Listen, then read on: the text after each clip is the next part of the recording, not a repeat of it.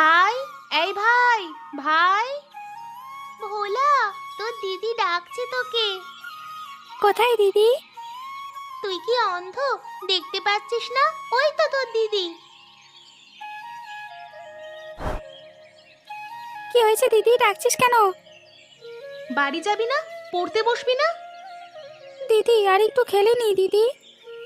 আর একটু কিন্তু, সন্ধে হওয়ার আগেই বাড়ি ফিরে আসবি কিন্তু। হ্যাঁ রে, চিন্তা করিস না। কয়েকদিন পর তোর ফাইনাল পরীক্ষা, মনে থাকে যেন। হ্যাঁ হ্যাঁ।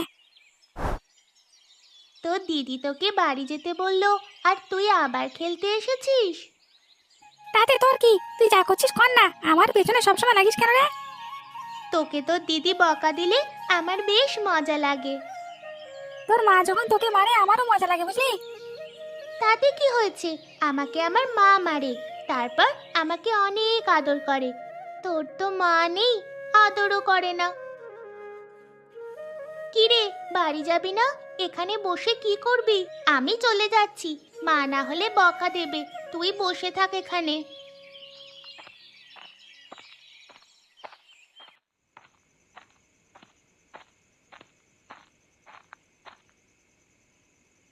কাকিমা, কাকিমা, ও কাকিমা, একটু বাইরে আসবে?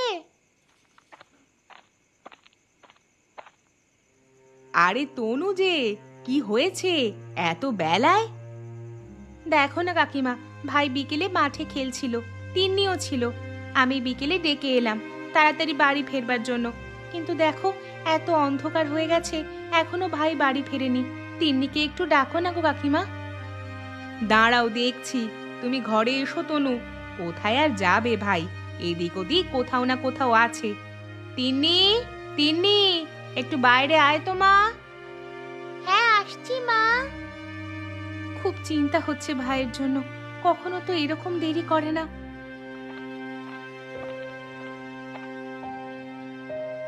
কি হয়েছে মা? তুমি কার সাথে কথা বলছো? ও, তনুদি, কি হয়েছে? তিন্নি, ভোলা তো তোদের সাথে খেলছিল, আমি ডাকার পরও ও আবার খেলতে চলে গেল। শেষে কোথায় গেছে জানিস কিছু? আমি বললাম বাড়ি যা, না হলে তো দিদি বকা দেবে। ও তখন বলল তুই যা, আমি ঠিক চলে যাব বলেই মাঠের মাঝখানে বসে পড়ল। আমি বাড়ি চলে এসেছি, ভোলাকে আর দেখিনি দিদি। আমি মাঠ থেকে এই এসেছি, মাঠে তো কেউ নেই। কি করি বলো তো কাকিমা? ভোলাকে কি তুই বকেছিলিস নাকি? হয়তো অভিমানে কোথাও লুকিয়ে আছে। আমি বলেছিলাম সামনে তোর ফাইনাল পরীক্ষা, দেরি করিস না, পড়তে বসতে হবে। আর তো কিছুই বলিনি। দাঁড়াও, টর্চটা নিয়ে আসি, দেখি বাচ্চাটা গেল কোথায়। জানো তো নদী, আমি যখন বাড়ি ফিরছিলাম, ভোলা তখন মাঠে বসে কাঁদছিল।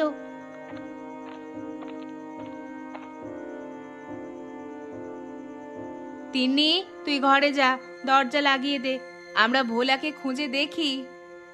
আচ্ছা ঠিক আছে।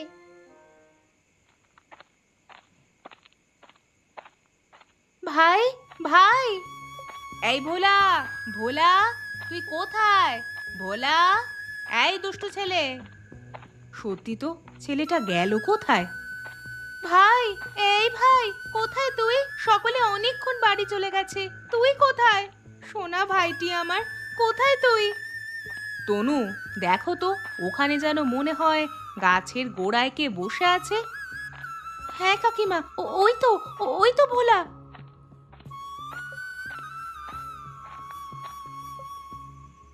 ভাই, কি হয়েছে বল আমায়, কাঁদছিস কেন ভাই? ভোলা, কি হয়েছে আমাকে বল। তুমি তিন্নিকে অনেক আদর করো, আমার মা নেই, আমি মায়ের আদর পাই না। এবার বোঝা গেল কেন ভোলা এখানে বসে বসে কাঁদছে। কি বলো তো, আমিও তোর সাথে বেরোবো।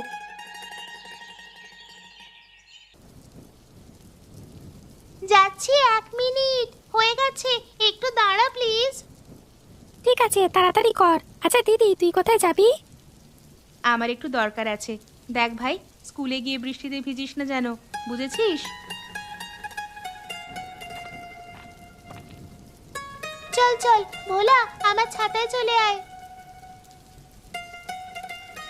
যাকে শয়তানি বলিস তার ছাতায় যাস কি করে? সে যেই হোক, ও আমার ফ্রেন্ড।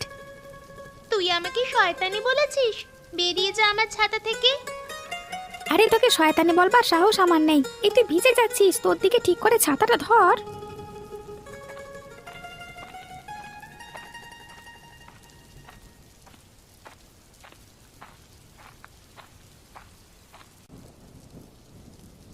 তোরা এবার স্কুলে চলে যা, ছুটি হলে সোজা বাড়ি ফিরে আসবি ভোলা।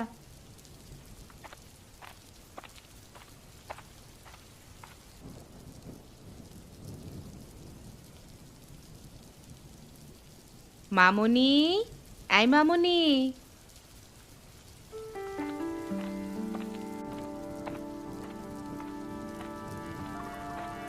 কি হয়েছে মামাম? বস এখানে, বলো কি বলবে। আচ্ছা মা, কফিতে কি চিনি মিক্স করেছো? সামান্য একটু নিয়েছি বাবা, বকিস না প্লিজ। একটু চিনি না হলে কফি খেতে পারি না। মামাম, তোমার সুগার অনেকটাই বেড়ে গিয়েছে, রিপোর্টটা দেখেছো? থাম তো তুই, রিপোর্ট দেখবো, খেয়ে দে আমার কাজ নেই। মা, তুমি সিনিয়র ডক্টর, পেশেন্টদের রিপোর্ট নিখুঁত করে দেখো কেন? বেশি বকিস না, এই নিউজটা পড়। No doctor at the village of, পড়লাম। কি অবস্থা দেখেছিস? সরকারের কোনো হেলদোল নেই, গ্রামে একটা স্বাস্থ্য পরিষেবা থাকবে না, একটা অন্তত এমবিবিএস থাকুক। আচ্ছা তুই ভাব, এখন ওয়েদারটা কেমন বলতো? প্রচন্ড ঠান্ডা, তার উপর কয়েকদিন নিম্নচাপ, মেঘলা আকাশ, বৃষ্টি হতেই থাকছে। এতে সদ্যজাত শিশুরা, বয়স্করা যে অসুস্থ হয়ে যাবে। হাতের কাছে কোনো ডাক্তার নেই। যে মেয়েটা লিখেছে চিঠিটা, কি যেন নাম, তো তনু সমাদ্দার, তাকে ধন্যবাদ দেওয়া উচিত। সত্যি, এরকম গ্রামে কত মানুষ হয়তো বিনা চিকিৎসায় প্রাণ হারিয়েছে। হতেই পারে, অস্বাভাবিক কিছু তো নয়। তুমি বা কি করবে বলো মা? চল না গ্রামটায় ঘুরে আসি। গিয়ে কি করবে? দু একটা মানুষের চিকিৎসা দেবে, তুমি প্রেসক্রিপশন করে দিলে মেডিসিন কোথায় পাবে? টেস্ট করার থাকলে ল্যাব কোথায়? আচ্ছা আগে তো চল দেখি, তারপর না হয় ভাবা যাবে। বাইরে খুব বৃষ্টি হচ্ছে মামাম, তাছাড়া বিকেলে আমার চেম্বার আছে। বৃষ্টি হোক, চল ঘুরে আসি, তোর চেম্বারের আগে ঠিক ফিরে আসবো।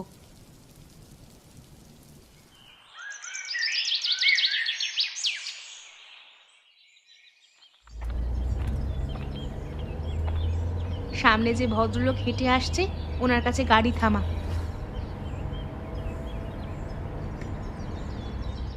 বলছি ভাই, এখানে তনু সমাদ্দারের বাড়িটা কোথায়? আগে দিদিমণি, আর একটু সামনে এগিয়ে বাম দিকে ঘুরেই ডান দিক। আচ্ছা, অনেক ধন্যবাদ মামুনি, চল।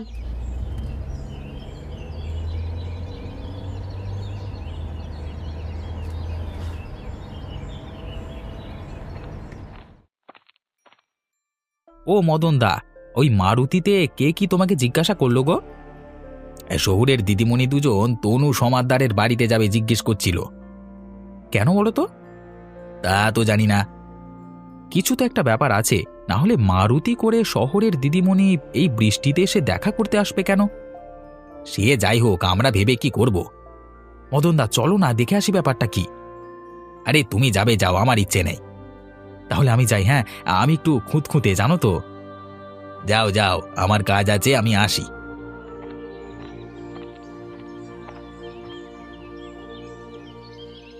বলুন ম্যাডাম।